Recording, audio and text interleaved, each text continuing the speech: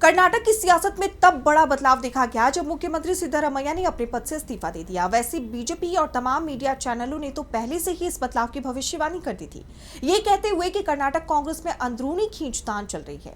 लेकिन अब जब राज्य में कांग्रेस नए सिरे से सरकार गठन करने की तैयारी में है, तो उसने बीजेपी के इस नैरेटिव को भी पूरी तरह खारिज कर दिया है। तो क्या है ये पूरी खबर, जानेंगे इस रिपोर्ट में। कर्नाटक में मुख्यमंत्री सिद्धारमैया के इस्तीफे को मंजूरी मिल गई है। राज्यपाल थावरचंद गहलोत ने बेंगलुरु लौटते ही इसे स्वीकार कर लिया, जिसके बाद अब राज्य में नए सिरे से सरकार बनाने की कवायद शुरू हो गई है।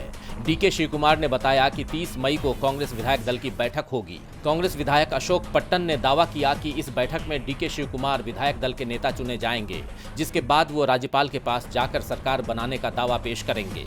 अगले हफ्ते शपथ ग्रहण समारोह का आयोजन हो सकता है। इस बार कांग्रेस नई रणनीति के साथ अपनी इस पारी की शुरुआत करने जा रही है।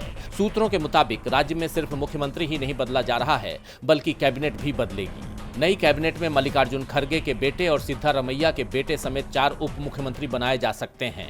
राजभवन में इस्तीफा सौंपने के बाद सिद्धारमैया ने दिल्ली आकर सोनिया गांधी, लोकसभा में नेता विपक्ष राहुल गांधी और पार्टी के राष्ट्रीय अध्यक्ष मल्लिकार्जुन खड़गे से मुलाकात की। इस दौरान उन्होंने राज्य की सियासत और पार्टी की आगे की रणनीति को लेकर चर्चा की।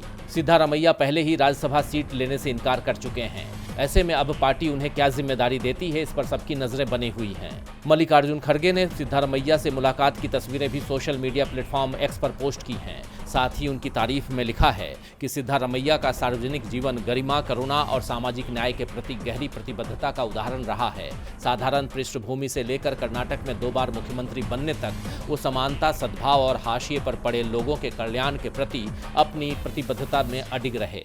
तो जिस तरह कांग्रेस में बिना टकराव के सफलतापूर्वक नेतृत्व परिवर्तन पर सहमति बन गई, उसे बीजेपी के लिए जरूर बड़े झटके के तौर पर देखा जा रहा है, क्योंकि बीजेपी के साथ ही कई मीडिया चैनलों का दावा भी था कि कर्नाटक कांग्रेस में अंदरूनी टकराव बढ़ गया है। डीके शिवकुमार और सिद्धारमैया के बीच सीएम पद को लेकर ठन गई है।